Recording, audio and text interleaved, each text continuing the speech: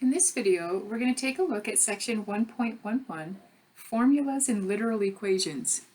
So there are many formulas in science, technology, biology, finance.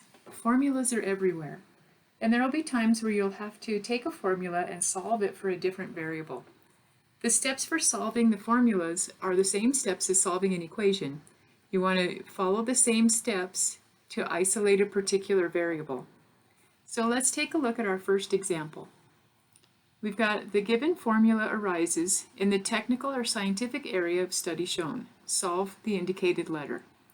So this is from hydrodynamics. So notice how many different variables we have. We have the P subscript A. This is not two separate formulas, that's a subscript. A D, a G, and an H that are multiplied together. So we want to solve for G, and this formula comes from hydrodynamics. So this is what we want to isolate, is the G right here. So first step, we go through, isolate the term that has the G in it. These three items are multiplied together, that's a single term. So the first thing we're going to do is subtract P subscript A from both sides. So I end up with P minus P subscript A is equal to D, G, H. So notice we can't really combine any like terms because there aren't any. We're just rewriting how this formula looks. Okay, so now I've got P minus P subscript A, and I want to solve for G. The G is attached to the D and the H by multiplication. So what we're going to do is what we can do is divide both the D and the H from each side at the same time.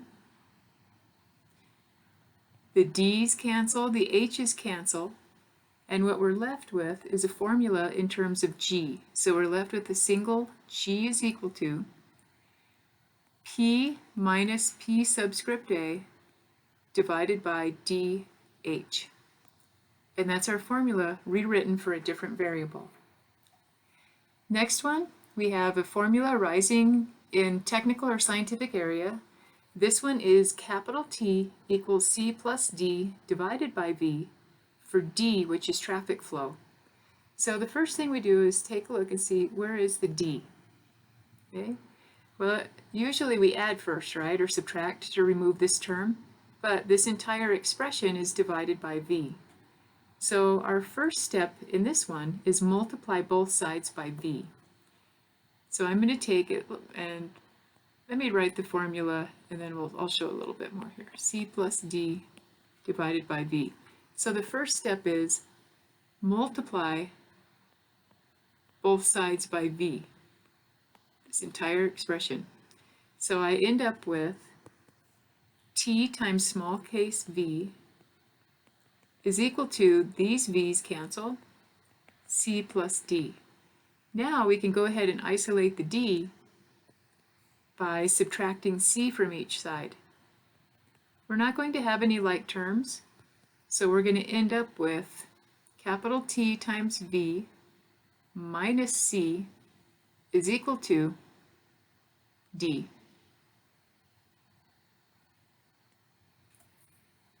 All right, next example is a little bit more complicated, maybe a lot more complicated. Notice we have this formula is for pulleys.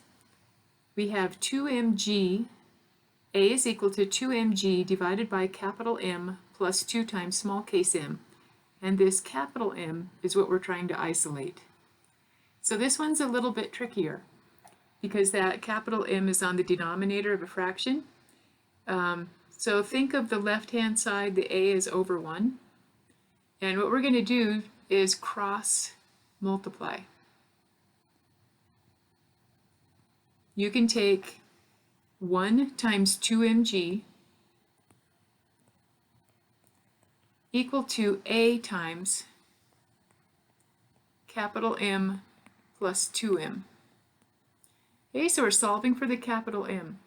So it seems like it would be nice to, we usually do distributive property, but it would be to our advantage not to in this case. I want to isolate the m, so if I multiply the a through, I just have another variable with it. So what I can do now is divide both sides by a, and I have 2mg over a is equal to capital M plus 2m. Now, last step, subtract 2m from both sides. So I end up with 2mg over a minus 2m is equal to capital M. So this is one way to do it. So this is a formula in terms of capital M.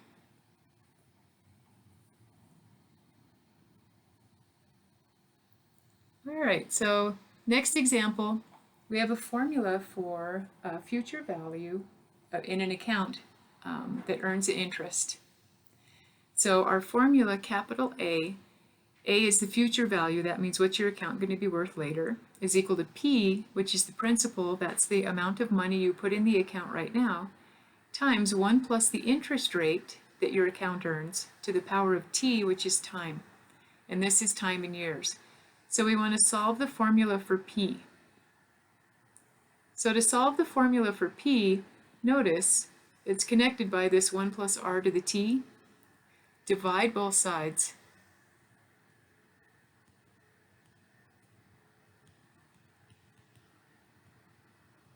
Divide both sides by 1 plus r to the t.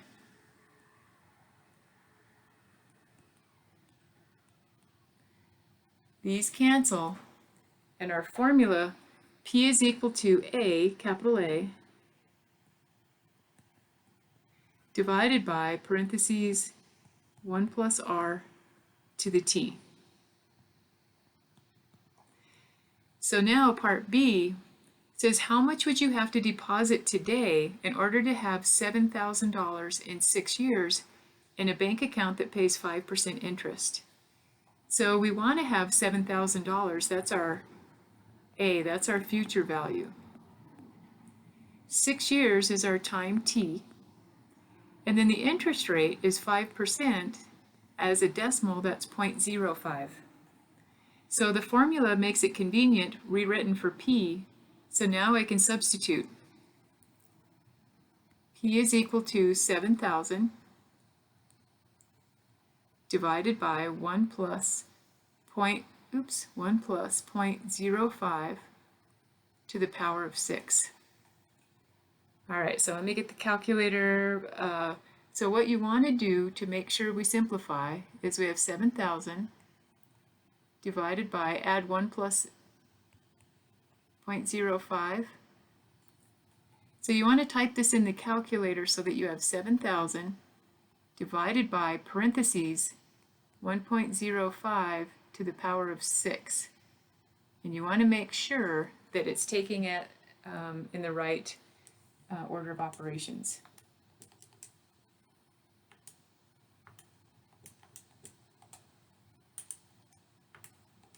And we end up with 5223.5077.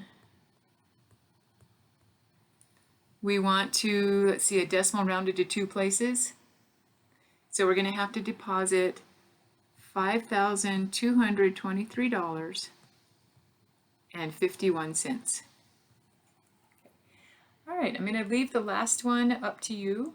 This is just an example of where we use the solving equations, solving literal equations in flight. So this is the lift equation in 2 forms. So practice solving each of these for capital A, which is wing area.